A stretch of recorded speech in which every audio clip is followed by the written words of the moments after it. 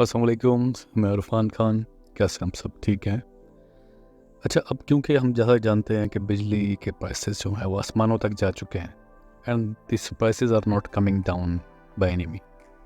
लेकिन चलो, एक साय ऑफ रिलीफ ये है कि चलो कम से कम अब सर्दी आ रही है और पंखों का और एसीज़ का इस्तेमाल जो है वो तकरीबन ना होने के बराबर है आजकल।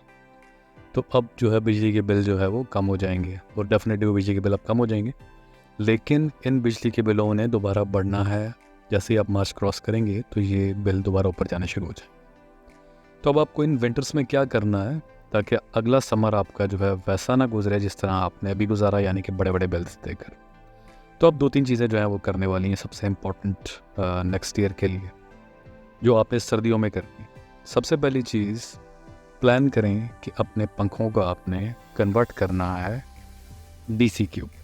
या तो डीसी फ़ैन पे कन्वर्ट कर लें या 30 वॉट्स फ़ैन के ऊपर कन्वर्ट कर लें। 30 वॉट फ़ैन जो हैं वो डीसी फ़ैन भी तकरीबन कोई 8-10 हज़ार से लेकर 13-14 हज़ार की रेंज तक मिल जाते हैं मार्केट के अंदर। और सर्दियों में कंपैरेटिवली इनकी प्राइसेस 1000-1500 रुपये और कम हो जाती है, सस्ते मिल जाते हैं। तो अगर आप सर्दियों में प्लान करें कि अगले 6 महीने के अंदर या 5 महीने के अंदर, 6 महीने के अंदर आपने घर के 3 पंखे, 2 पंखे आपने जो है वो चेंज करने हैं, या तो 30 वॉट्स पे लेके आने हैं, या आपने जो है वो डीसी इन्वर्टर जो पंखे हैं वो डीसी पंखे जो हैं वो लगाने हैं।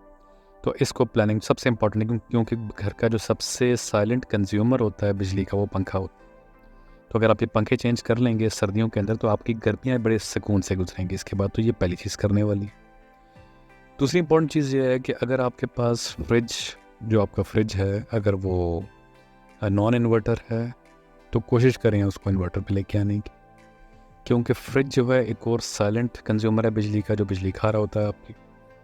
तो अगर आपकी जो बिजली, आपके पास फ्रिज है वो आम टेक्नोलॉजी पे चल रहा है, तो प्लान करें कि अगले 5 से 6 महीने के अंदर आप जो है फ्रिज को रिप्लेस करें।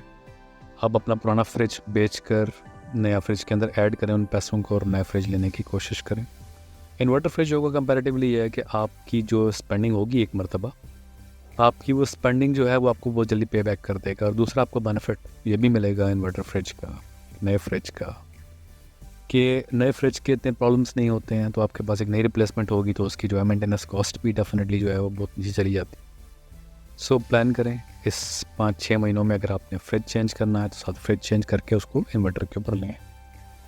तीसरी इंपॉर्टेंट चीज़ जो अगले 6 महीनों में जो है, क्योंकि अब पानी का इस्तेमाल भी कंपैरेटिवली सर्दियों में कम हो जाता है, तो गार्डनिंग कम हो जाती है, आपके कपड़े धुलने का कंपैरेटिवली कम हो जाते हैं, बाकी नहाना धोना कंपैरेटिवली कम हो जाता है, तो पानी का इस्तेमाल कम हो जाता है। तो आपकी मोटर जो है पानी की वैसे इस्तेमाल नहीं होती है। तो कोशिश कीजिए कि अगर पॉसिबल है आपके लिए अगले 5 से 6 महीनों में जो आपकी पानी की मोटर्स हैं उनको डीसी पर कन्वर्ट करने की कोशिश करें, डीसी मोटर्स के ऊपर। So that will give you a life long benefit और आपके अगली गर्मी जो है वो बिलीव करें बड़े सुकून से गुजरेंगी। चौथी इंपॉर्टेंट चीज़ ये है कि आजकल सोलर के रेट्स, मैंने एक और वीडियो बनाई है उसमें मैंने सोलर के रेट्स पे बात की है कि सोलर के रेट्स बड़े कम्पिटिटिव आजकल, बड़े कम हो गए हैं, नाकाबिले यकीन हद तक कम हो गए हैं। जो प्लेट पहले 120 रुपये वाट पर मिल रही थी वो अब मिल रही है तकरीबन कोई 50-55 रुपये के ऊपर मिल रही है इस टाइम। तो कॉस्ट जो है वो कोई जो एक आम प्लेट की है वो कोई 30-35 हज़ार रुपये आ गई है। तो कॉस्ट बहुत कम हो गई है प्लेट्स की। तो अगर आप अफोर्ड कर सकते हैं, मैनेज कर सकते हैं, so this is very high time कि आप गर्मियों से पहले सोलर की इंस्टॉलेशन को घर में यकीनी बनाएं। तो that will take you a long way. तो ये 4-5 चीज़ें हैं, अगर आप इस सर्दियों के अंदर प्लान करें, इस सर्दियों में अपनी गर्मियाँ प्लान करें, तो आपकी जो अगली गर्मियाँ हैं वो यकीन करें बड़ी मज़ेदार गुजरेंगी। अपना बड़ा ख्याल कीजिए, मिलते हैं किसी और वीडियो में। Have a nice day. अल्लाह हाफिज़।